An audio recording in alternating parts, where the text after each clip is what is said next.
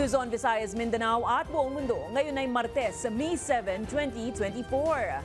Ako si Barbie Mulak at ito ang Balitang A to Z. Sa totoo lang po, hindi malinaw sa akin kung bakit po ako naimbitahan sa hearing. Aktres na si Maricel Soriano humarap sa pagdinig sa Senado. Itinanggi ang umano'y confidential PDEA file na nagdadawit sa kanya sa iligal na droga. Presyo ng bigas, bumaba sa ilang pamilihan ng hanggang 2 piso kada kilo. COMELEC, hindi na papayagan ng substitution ng mga kandidato matapos ang filing period sa Oktubre. Ex-President Duterte, ikinagalit ang pagbawi ng permit ng LGU ng Dumaguete para magsagawa ng prayer rally. Davaoeña visual artist na si Ren Galeno, pasok bilang finalist sa prestiyosong 2024 Pulitzer Prize. At sa balitang showbiz, mga celebrity nagpasiklaban sa Met Gala 2024 sa New York City. Sino-sino ang nag-stand out?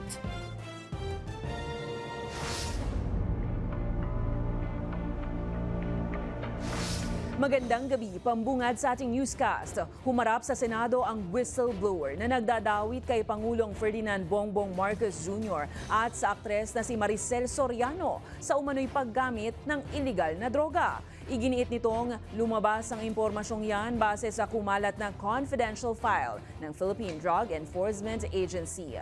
Ang sagot naman ng aktres at ng Committee on Public Order and Dangerous Drugs, alamin sa Balitang A to Z ni Ian Maghanon. Aminado ang aktres na si Maricel Soriano, nakabado siya sa imbitasyon ng Senate Committee on Public Order and Dangerous Drugs. Kaugnay ito sa kumalat na umano'y confidential file ng Philippine Drug Enforcement Agency kung saan pinangalanan siya at maging si President Ferdinand Bongbong Marcos Jr. sa ilang personalidad na gumagamit umano ng iligal na droga. Una-una humingi po ako ng paumanhin dahil hindi po ako sanay sa mga ganito. Alam niyo po, first time ko lang po talaga na makatanggap ng imbitasyon na humarap sa Senado. Nakakakaba, nakakatakot. Itinanggi ng aktres ang akusasyong gumagamit siya ng droga sa kanyang condo unit sa Makati City. Hindi rin anya niya binugbog ang 2 kasambahay. Ano po masasabi mo dito sa balita na ito? Hindi po totoo yan. Gayunpaman, inamin niyang sa kanya ang condo unit pero ibinenta na ito noong 2012 pa. May property ka ba sa Rockwell? Ikaw ba ang nagmamay-ari ng Unit 46-C Rizal Tower Building located at Rockwell, Barangay Poblacion, Makati City? Opo. Sa'yo yon. Opo. Yung 46-C. Hanggang 2012 po, nabenta ko na ho yun. Wala na ako doon. Iginiit ng whistleblower na si Jonathan Morales na ang impormasyon ay galing sa file ng PDEA. Your Honor, nandun nga po sa PDEA. Doon po naiwan yun. Hindi naman po ako nag-uuwi. Bagay na maring itinanggi ng ahensya. There is no such name. I also accept your statement na wala talaga yan sa inyo. Dahil hindi nyo malukit-lukit. Hindi nyo makita. Wala talaga. Ay, don't think nagsinungaling kayo. Pero para kay Senator Jinggoy Estrada, sinungaling ang whistleblower lalo't hindi nito maikanta ang taong nasa likod ng nagpakalat ng PDEA confidential file. Tatagal po, Your Honor. Alam mo, ikaw Morales, nagbabanggit ka ng pangalan ng mga personalidad, ultimo pangalan ng presidente, ultimo pangalan ng mga iba't ibang sikat na artista na wala ka na may ebidensya. Your Honor, yung mahirap kasi kung i-divulge ko yung kasarian ng confidential informant. Your Honor, makakanib ang buhay noon. Sa labas ng Senado, nagprotesta ang isang grupo upang ipanawagan ang pagbaba sa pwesto ng Pangulo dahil sa pagkakadawit umano sa iligal na droga. Ang ating Pangulo ay isang drug user, illegal drug user. So, kaya nga nagkakaroon tayo ng hearing, may mga witness na mga lumalabas na gumagamit siya ng mga illegal drugs. Tingin ng dalawang senador, may bahid ng politika ang mga pahayag ng whistleblower sa gitna ng hidwaang Marcos Duterte. Sa gitna nito, binigyang diin ng komite na hindi nito ipasasabpina sina former President Rodrigo Roa Duterte maging ang Pangulo, alinsunod sa bilin ni Senate President Migs Zubiri na huwag bahira ng politika ang mga committee hearing ng Senado. Para sa Balitang A to Z, Ian Maghanoy. Pambansang Marites. Yan ang bansag ngayon ng ilang mambabatas ng Kamara kay dating Senator Antonio Trillanes IV dahil sa pagpapakalat nito ng anilay mga maling impormasyon hinggil sa destabilization plot ng mga pulis at militar laban kay Pangulong Ferdinand Marcos Jr. Pahayag ng ilang mambabatas, hindi na dapat dinadamay pa ang kapulisan at militar sa mga issue at hindi nila umanong nanaisin na mayroong namumuong girian laban sa administrasyon. Anila, dumaraan daw sa proseso at dapat ay may sapat na ebidensya para mapatunayan ito. Sabi nga nila si dating Senator Trillanes, pambansang Marites, no? So, napaka unfair naman dun sa mga general na sinasabi niya, no? Na nasangkot na naman ang ating military, ang ating PNP. We do not want the destabilization of this government.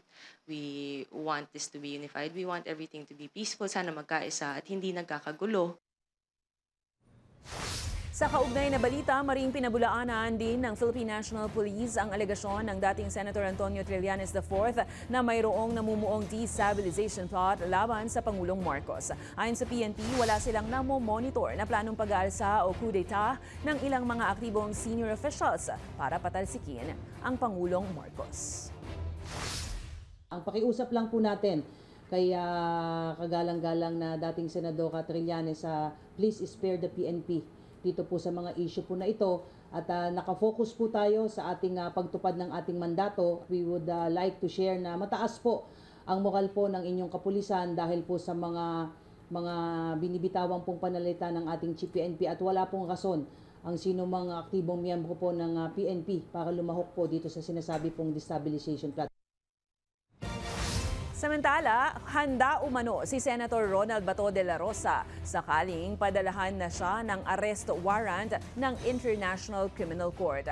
Ayon kay de la Rosa, willing umano pa siya na posasan ng dating Senator Antonio Trillanes. Mababatid na sinabi kamakailan ni Trillanes na inaasahang maglalabas na ng arrest warrant ang ICC laban kina dating Pangulong Rodrigo Duterte, Vice President Sara Duterte at ilan pang akusado kabilang si de la Rosa na may kinalaman sa war on drugs noong nakaraang Duterte administration. Go ahead, make my day, Mr. Trillanes. Sabihan mo, sige ka lang ngak dyan ng ICC. Sige, go ahead. Kahit sumama ka pa, mag-serve ng warrant. Sumama ka, ikaw mismo magpusa sa akin.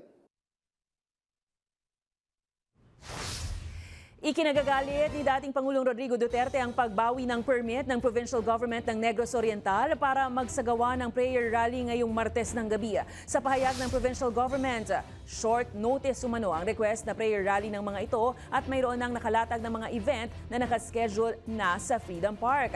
Pero ayon kay Digong, wala umanong karapatan ng lokal na pamahalaan para hindi sila payagan dahil hindi umano nila pagmamay-ari ang mga parke. Gayunpaman, itinuloy pa rin ng grupo ang kanilang prayer rally. Nauna nang kinansela ng mayor ng Dumaguete City ang prayer rally ni Digong. May plano kami, hingi kami ng permit. Binawi at hindi kami magkakaroon. And to think na yung Freedom Park and any other park in the Philippines ang may-ari at tao di national government at hindi ang city government.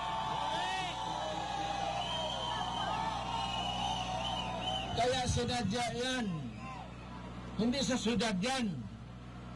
Bakit mo sarahan at hindi magamit ng tao para makapagsalita kung ano ang gusto niya ang damdamin?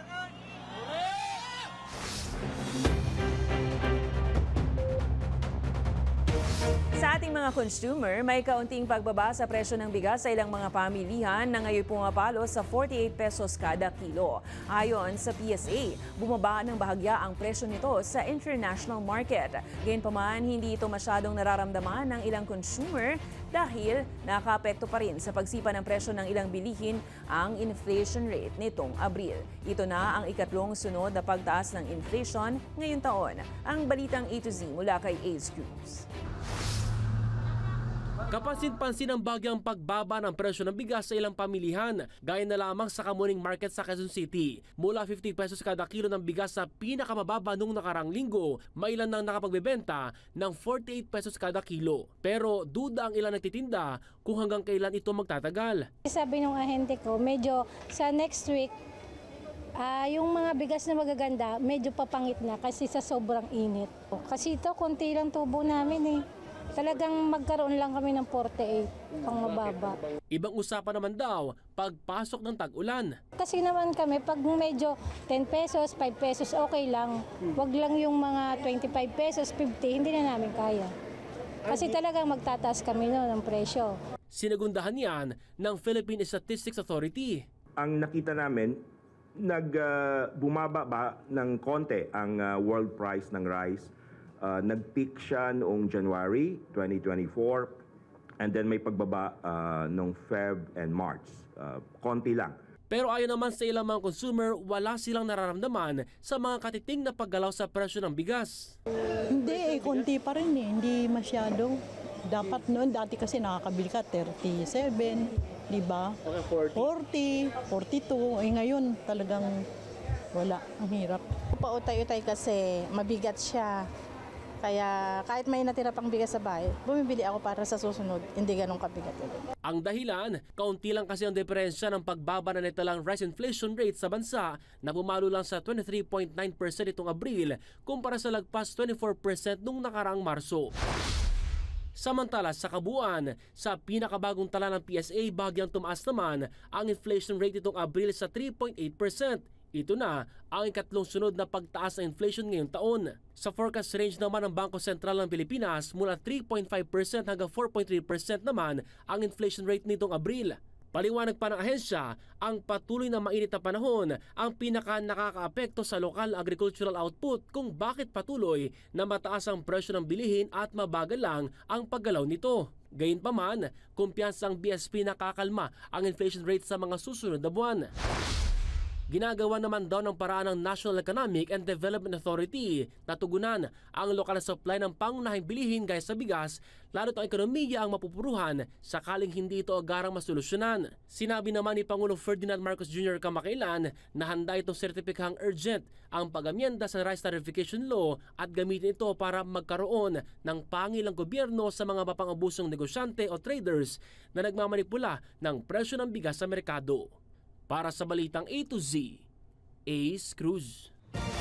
Lusot na sa committee level ng Kamara ang panukalang amyendahan ng Rice Tarification Law o RTL na pinaniniwala ang magpapababa sa presyo ng bigas. Ayon kay House Majority Leader Margarita Nograles, patunay ito na nakikinig ang Kongreso at agarang umaaksyon sa mga isyong nakakaapekto sa taong bayan. Bago nito, sinabi ni Pangulong Ferdinand Marcos Jr. na kanyang sesertipikahang urgent ang panukalang pag-amenda sa RTL na magbibigay ng pangil sa gobyerno kontra sa mga negosyante at traders na nagmamanipula ng presyo.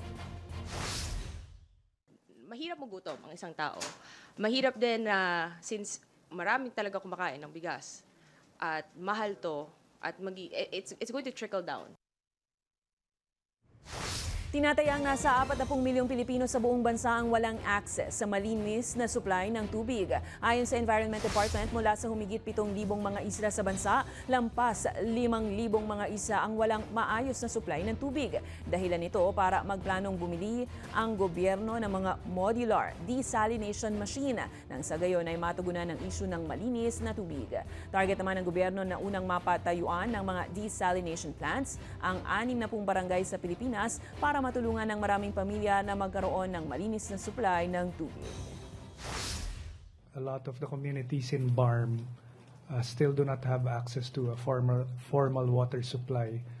And the main component of a desalination system is a membrane filter So siguro tatagalugin ko, para siyang pangsala na kung saan ay through pressure ay pipilitin na pumasok yung tubig dito sa membrane na to. At maiiwan, dahil maliliit lang yung butas ng filter, maiiwan ang lahat ng salt. At ang lalabas lang ay yung fresh water. So medyo mahal yung technology dahil sa membranes, very power intensive din siya.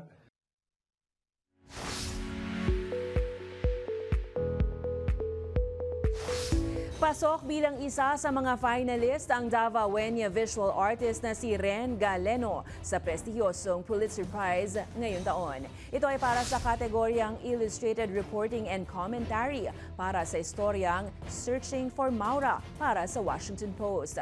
Umikot ang istorya ng Searching for Maura sa buhay ng isang 18 taong gulang na babaeng igorot na si Maura na nakapunta sa St. Louis, Missouri sa USA para sa World Fair noong 1904. Kasama ni Galeno sa pagbuo ng storyang ito ang Filipino-American reporter na si Nicole Junca at Claire Healy. Nagtapos ng Fine Arts sa University of the Philippines si Galeno at tinuturing niya ang Searching for Maura na unang pinakamalaking proyekto niya. Isa ang Pulitzer Prize sa pinakamataas na parangal para sa larangan ng pamamahayag. Susunod, COMELEC ipagbabawal na ang pagsasubstitute kapag lagpas na sa filing period ng Certificate of Candidacy. At Israel Defense Forces, kontrolado na umano ang Rafah Crossing. Israel at Hamas bigong magkasundo sa truce talks. Abangan ang kumpletong ulat sa pagbabalik ng Balita A to Z.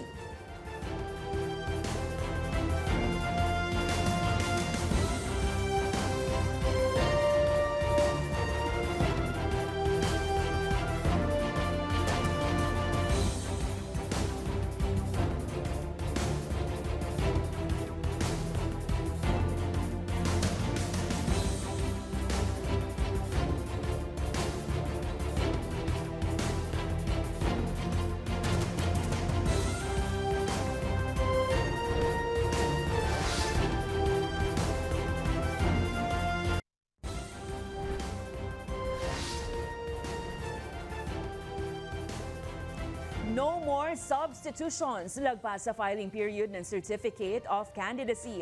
Yan ang nilulutong paghihigpit ng COMELEC para sa midterm polls na isasagawa 1 taon na lang mula ngayon. Ayon sa komisyon, naabuso kasi at tila naloloko ang taong bayan ng mga nagsusumite ng kandidatura para kalaunan ay bigyang daan ang ibang kandidato. May balitang A to Z si Kim Salinas. Pagbabawalan na ng Commission on Elections ang last-minute substitution para sa mga magsusumite ng kandidatura ngayong darating na Oktubre para sa 2025 midterm polls.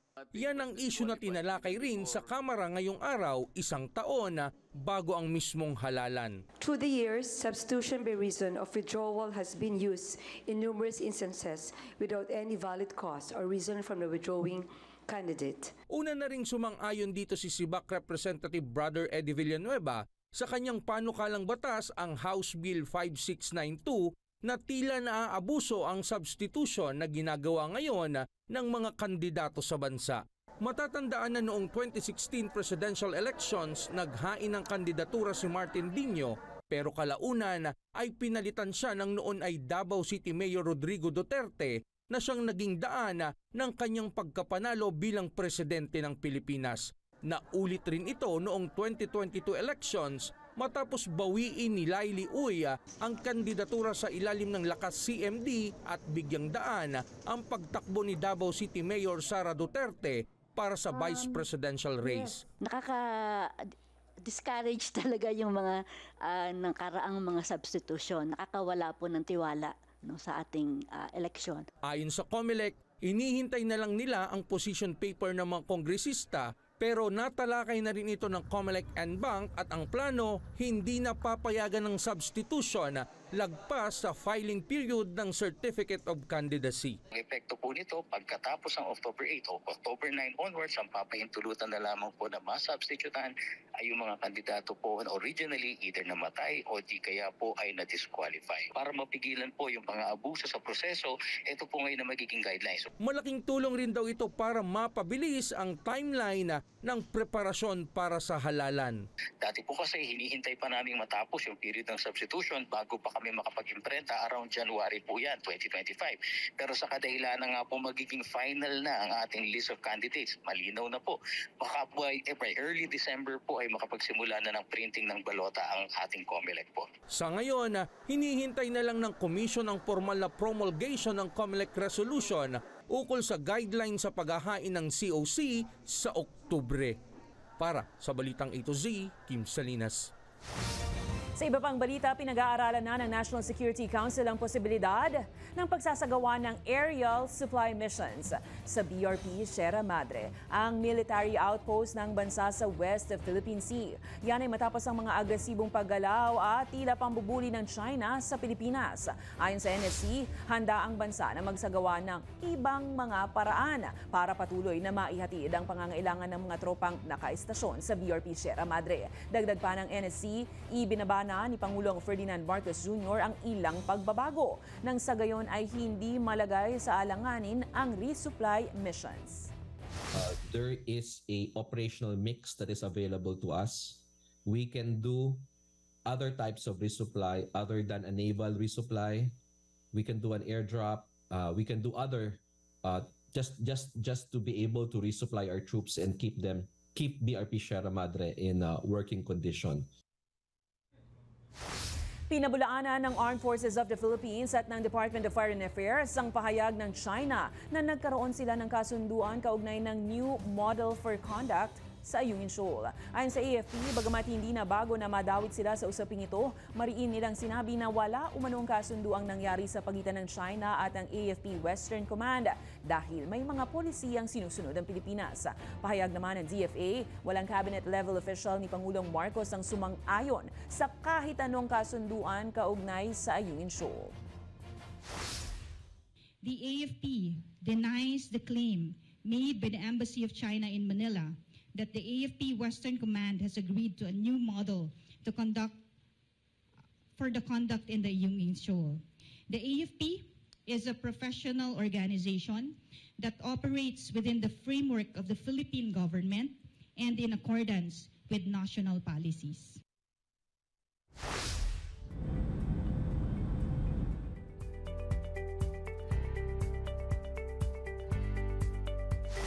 Balita sa ibayong dagat, kontrolado na umano ng Israel Defense Forces o IDF ang Rafah Crossing matapos bigong magkasundo sa truce talks sa militanteng grupong Hamas. Ayon sa IDF, hindi umano tinanggap ni Israeli Prime Minister Benjamin Netanyahu ang deal ng mga Qatari at Egyptian mediator dahil bigong mapuna ng gusto ng kanilang panig. Gayunpaman, magpapatuloy ang truce talks sa Cairo. Mababatid na 7 buwan na nang sumiklab ang bakbakan sa pagitan ng Israel at Hamas.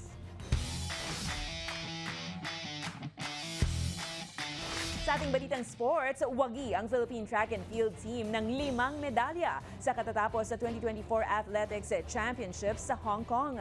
Walang sinabi ang ulan para hindi masungkit ni Hussein Lorania ang gold medal matapos pataubin ang 17 kalaban sa men's 800 meters category at nakapagtala lamang ng 1 minute and 52 seconds. Gold medalist din si Christina Knott matapos magtala ng halos 12 segundo sa women's 100 meter category. Sapat para maangatan ng 11.82 seconds ang Hong Kong bet na si Kate Chan. Gold medalist din si Lauren Hoffman para sa 400 meter hurdles habang silver naman para kay Robin Brown sa parehong kategorya. Nakuha naman ni Janry Ubas ang bronze para sa men's long jump. Ikinatuwa ng Philippine Athletics Track and Field Association o PATAFA ang panibagong tagumpay ng Team Philippines. Sa aming pagbabalik, mga nominado sa iba't ibang kategorya para sa FAMAS Awards, inilabas na. At ilang Hollywood stars nangabog sa fashion night na Met Gala. Manatiling nakatuto, kayo ay nanonood ng Balitang A to Z.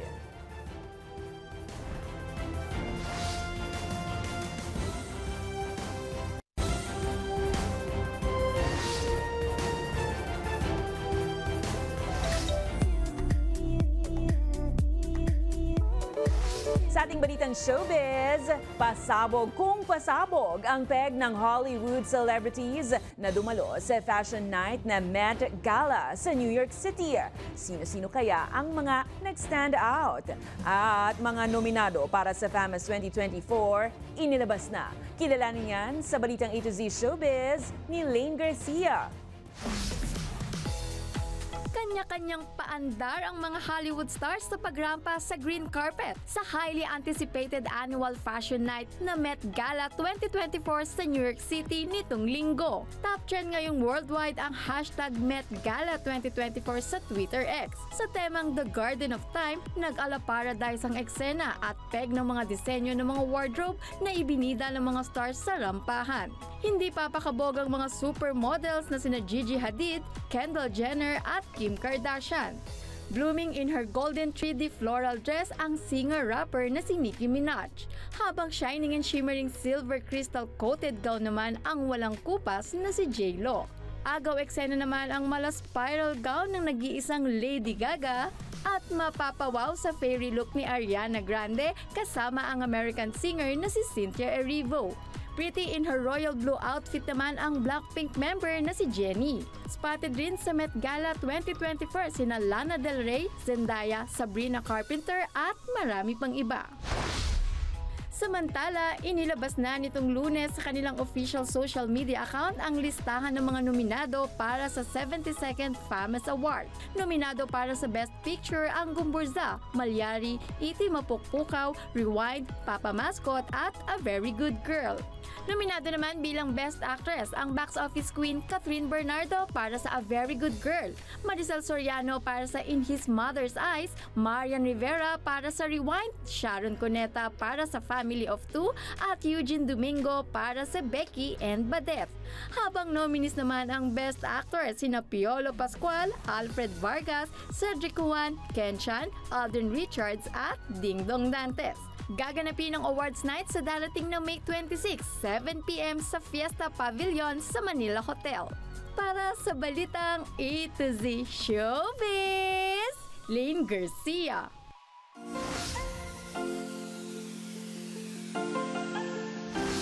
At para naman sa ating balitang nakaka-good vibes. Kapag may handaan, lalo na kung may birthday, syempre may pa-cake. Pero paano kung hindi na napigilan ng bisitang chikiting na kainin ng cake ng celebrant? Panoorin to. Happy birthday, happy birthday, happy birthday to you. Blah, blah, blah, blah.